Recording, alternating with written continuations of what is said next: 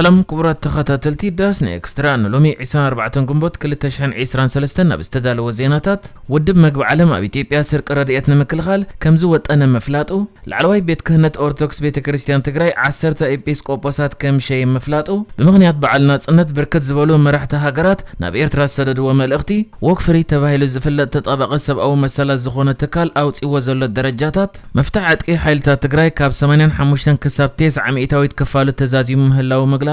አምባሳደር ሶማል ኣብ ስዑድ ዓረብ በፕሬዝዳንት ሃገሩ ክብረተይ ተጋሂሱ በመባል መዝነቱ ሓዲጎ ምህላውን ዘጠቃለለ ክኸውን እዩ። ኣብዛ ቻነል ድማ ናይ ወትሪ ተኸታተልቲ ንምዃን ሰብስክራይብ ክትገብሩን ነታ ናይ ደወል ምልክት ክትጥውቁን ብኽብሪ ይዕድመኩም።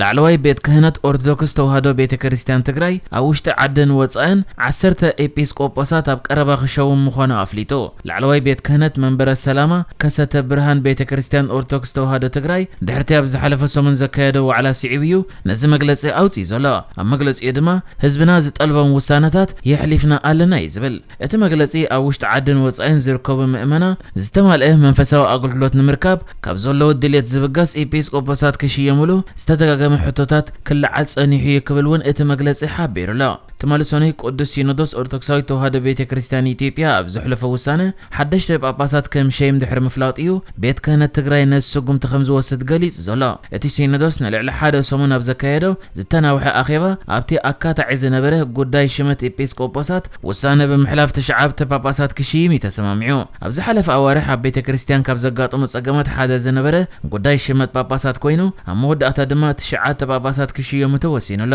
ቤት ክህነት ትግራይ ኣብ መግለፂኡ ኣብ ዞባ ደቡብ ምብራቅ ትግራይ፣ ዞባ ምዕራብ ትግራይ፣ ዞባ ደቡብ ትግራይ፣ ኣብ ወጻኢ ድማ ኣብ ሰሜን ኣሜሪካ፣ ኤሮጳ፣ ኣውስትራልያ፣ ካናዳን ማእከላይ ምብራቅን ዘገልግሉ ኤጲስቆጶሳት ክሸይም ምዃኑ ሓቢሩሎ። እቶም ነቲ ሽመት ዝቕበሉ ኤጲስቆጶሳት ኣብ ቀረባ መዓልቲ ዕላው ስርሖም ከም ዝጅምሩውን እቲ መግለፂ የመልክት። ብተወሳኺ ካብ ኩለን ሃገረ ስብከት ካብ ከሰተ ብርሃን ኣባ ሰላማ መንፈሳዊ ኮሌጅን ካብ ዓለም ለኸ ማሕበር ካህናት ትግራይን ዝተዋፅአ ኮሚቴ ከም ዝጣየስ የመልክት። እቲ ኮሚቴ ሽመት ኤጲስቆጶሳት ንምክያድ መመልመሊ ረቑሒ ብምውፃእ ኣብ ሓፂር መዓልቲ በዓለ ሽመት ከካይድ እዩ። ኣብ ፈለማ ናይዚ ዓመት 3 ጳጳሳት ካብ ሲኖዶስ ወፃኢ ብኢደ ዋኒኖም ልዕሊ 20 ጳጳሳት ብምሻሞም እታ ቤተ ክርስቲያን ኣብ ከቢድ ቀልውላዊ ኣትያ ምንባራ ይዝከር። ብመንጎኘት ሽማግለታትን መንግስትን ብዝተኻየደ ልዝብ ግን ኣብ መወዳእታ እቲ ዘይሕጋዊ ዝተባሃለ ሽመት ተቐንጢጡ እቶም ዝተወገዙ 3 ጳጳሳት ሰዓብቶምን ናብታ ቤተ ክርስቲያን ተመሊሶም እዮም። ጠንቂ ናይቲ ምስሓብ ሽመት ኤጲስቆጶሳት ምንባር እዮም እቶም ተፈልዮም ዝነበሩ ሊቀ ጳጳሳት ገሊፆም ነይሮም።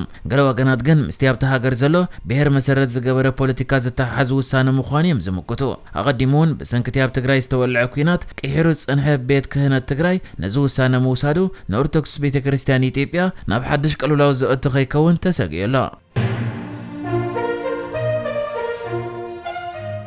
ውድብ ምግቢ ዓለም ኣብ ኢትዮጵያ ስርቂ ረድኤት ንምክልኻል ከም ዝወጠነ ኣፍሊጡ። ውድብ ምግቢ ዓለም ንረድኤት ካብ ዝቐርብ ምግቢ ኣብ ዕዳጋ ከም ዘሎ መርትዖታት ድሕሪ ምርካቡ ናብታ ብኩናት ዝተሃስየት ትግራይ ዘቕርቦ ሰብኣዊ ሓገዝ ከም ዘቋረፀ ይዝከር። ነቲ ቀረብ ሰብኣዊ ሓገዝ ድሕሪ ምቁራፁ ብተወሳኺ ብቁልጡፍ ናብ መፅራይ ከም ዝኣተወ ኣፍሊጡሎ። ኣብታ ነዊሕ እዋን ብሰንኪ ዝፀንሐ ግጭትን ኣብ መላእ ቀርኒ ኣፍሪቃ ብዘጋጠመ ሰፊሕ ድርቅን ማሕበረሰባት ዝተሃስዩላ ኢትዮጵያ ልዕሊ 20 ሚልዮን ሰባት ተጸበይቲ ህፁፅ ሰብኣዊ ሓገዝ ከም ዝኾኑ መረዳእታ እቲ ትካል የመልክት። ውድብ ምግቢ ዓለም ብወገኑ ካብ 6 ሚልዮን ነበርቲ ትግራይ እቶም 5 ሚልዮን ተጸበይቲ ረድኤት ኮይኖም ከም ዘለዉ ይዘረድእ። ኣብቲ ክልል ነቶም ተጸበይቲ ረድኤት ተባሂሉ ዝተዋሃበ ረድኤት ኣብ ዕዳጋ ይሽየጥ ከም ዘሎ ድሕሪ ምርግጋጽ ድማ ናብታ ክልል ክወሃብ ጸንሐ ረድኤት ኣቋሪፅዎ እዩ። ዓለም ለኻዊ ትካል ልምዓት ሕቡራት መንግስታት ኣሜሪካ ወይ USAID ብወገኑ ቅድሚ ሒደት ሰሙናት ኣብ ዘውፅኦ መግለፂ ንክልል ትግራይ ክህቦ ጸንሐ ሰብኣዊ ረድኤት ደው ከም ዘበለ ወግዓዊ ገይሩ ነይሩ እዩ። ኣብቲ መግለፂ ኣሜሪካ እታ ዝበዝሐ ንኢትዮጵያ ሰብኣዊ ረድኤት እትህብ ሃገር ከም ዝኾነት ብምምልካት እቲ ረድኤት መሃብ ዝተቋረፀሉ ምክንያት ድማ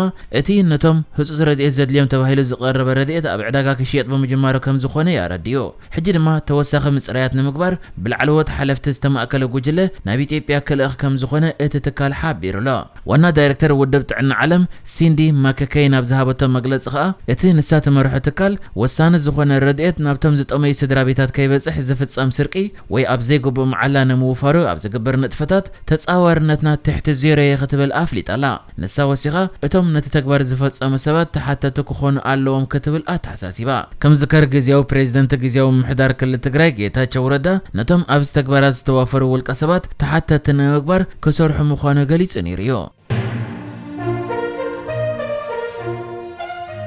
مرحتي هاجرات إثيوبيا كينيا شودن جرمن تركن نيكاراغوان مس مبل 32 عامت بعلنا صنت بزت أساسر نبيرترانا يوهنا ملغت كم سدد تغليصو بريزيدنت إثيوبيا سهل ورق الزودة بريزيدنت كينيا ويليام روتو نغوس هاجر شودن نغوس كارل غوستاف بريزيدنت جرمن فرانك والتر ستينماير بريزيدنت هاجر تركي رجب طيب أردوغان كومدما بريزيدنت هاجر نيكاراغوا دانيال أورتيغا نبيرترانا يوهنا ملغت كم سدد تغليصو نقدم فصام سرح امباس جرمن اب ኤርትራ ዝኾነ ፒተር ፋህራን ዘርጊሕዋ ኣብ ዘሎ ጽሑፍ ፕሬዝደንት ሃገረ ጀርመን ምኽንያት በዓልቲ ናጽነት ና ፕሬዝደንት ኢሳያስን ህዝቢ ኤርትራን ሰላማውን ዕግበት ዘለዎን መጻኤና ተመነየ ናይ እንኳ ሓጎሰኩም መልእኽቲ ሰዲድ ኢሉ ንሱ ቀጺሉ ኣነን ሰራሕተኛታት ኤምባሲ ጀርመንን ውን ነቲ ሕጂ 32 ዓመት ገይረ ዘሎ ናጽነት ንምዕዋዝ ዝተገብረ ነዊሕን ከቢድን ቃልሲ ብምኽባር መዓልቲ ናጽነት እንኳ ሓጎሰኩም ንብል ኢሉ ፕሬዝደንታት ኢትዮጵያ ኬንያን ቱርክን ብወገኖም ኣብቲ ዝሰደድዎ መልእኽቲ ምስ ኤርትራ ዘሎ ዝምድናታት ንምዕባይ ዘለዎም ድልውነት ከም ዝገለጹ ተሓቢሩ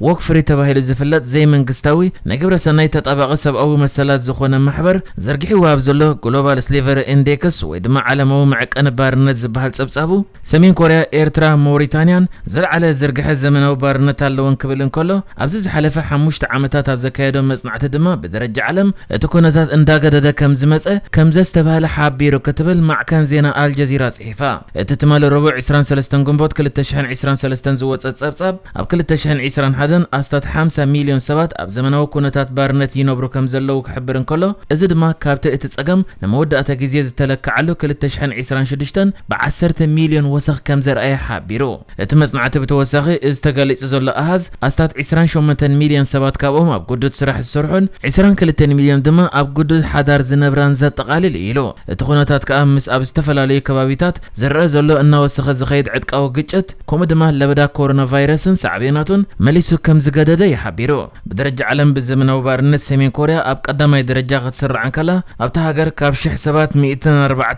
أب تحت الزمن وبارنت اللوي لو نسمين كوريا سعيبا كابش حسابات أب إيرترا 9 بسلسته موريتانيا غا 30 كلتن بموبال بدرجاتات كسر عن كله أبز درجاتات أب 10 تقدموا تسريعين زلوا هاجرات تمسسالي دروت سيفيلا وحارنتن سبقوا مسلاتن زلوا مخانن قليصو بدرجة عالم دمات تحت زمن وبارنت اللوي لزقلت عن هاجرات قداميت سويسرلاند كاليت نرويج ساسيت جرمن رابعيت نيذرلاند حمشيت شويدن شاتشيت دنمارك شوعيت بلجيوم شامنيت ايرلاند تاشعيت جابان عسريت فنلاند غير اغميت وانا لا اب تግራይ ኣብ ዝካየድ ዘሎ መስርሕ መፍትሕ ዕጥቂ ሓይልታት ትግራይ ካብ 85 ክሳብ 9 ሚእታዊት ከም ዝተዛዘመ ኣዛዚ ናይተን መፍትሕ ዕጥቅን ተግባራት ስምዕን ክከታተል ብሕብረት ኣፍሪቃ ዝቆመት ወተሃደራዊት ጉጅለ ዝኾነ ጀነራል ስቴፈን ራዲና ገሊጹ እቲ ጀነራል ኣብ ዝተፈላለዩ ከባቢታት ትግራይ ዑደት ድሕር ምክያዱ ኣብ ከተማ መቐለ ኣብ ዝሃቦ መግለጺ ዛጌት ልዕሊ 80 ሚእታዊት ናይ ተክበጽሕዎ ዘለዎም ከባቢታት ከም ሸፈኑ ብምጥቃስ ዝመጽእ ወርሒ ድማ ናብ ዞባ ምዕራብ ትግራይ ከባቢታት ሑመራ ከም ዘተኩረ ኣነጺሩ ጀነራል ستيفان أبتن العلي 4 وتهدروان أماخرتن كيلاتاتن أب إثيوبيا ناي زركبا إمباستاتن أبزهابو مجلس بتوسخي سمع بريتوريا بزحقوس ملكعي تكبر مهلا وارغاغيصو اتم مبزحتهم هاجرات معراب زوكلو وتهدروانن كيلاتاتن أماخرتن أب تግራይ ንስዓብ ዕንወትን ተግባረ سمع بريتوريان ዝخدو ዘሎ መስርሕ ንምዕዛብ ዝሓለፈ ሰሙን ናብ ዝተፈላልየ ከባቢታት ትግራይ ዑደት ምክያዶም ተሓቢርዮ ሰራዊት ኤርትራ ንምፍታሕ ዕጥቅን ተግባረ سمعን ክትከታተል ብሕብረት ኣፍሪቃ ንዝቆመት ጉጅለ ነጥፈታታ بزغبا نخيتكايد عنقفات يفطرالو كبل غزياو بريزيدنت غزياو محدار تግራይ ጌታቸው ረዳ ሙቃሲ ይዝከር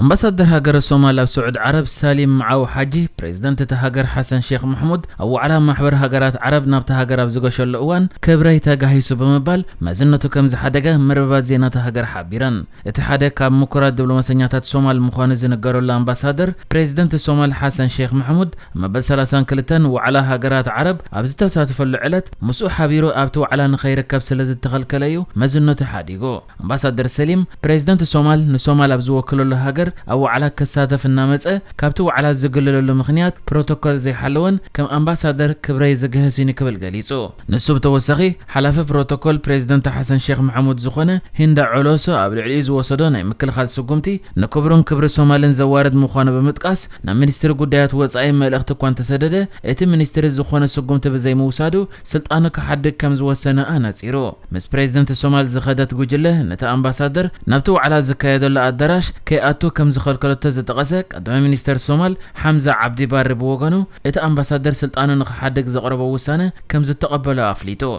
مرحتي عسران كلتن أبلات هاجرات عرب بعسرت شعة جنبوت أب جدة بزكايدو وعلا أب قداية السودان سوريا فلسطين زتكور زتا زقبرا خوينن أب قداي قدب حداسون مس قبصي أب زوجنا وسانة وسيدانيان أبرز زي مس هاجرات عرب بزت أساسر زتفلي قدات بملا علون زتا بمقرب إمامتات كم زحلفو سبسابات اتن هاجرات يتغسو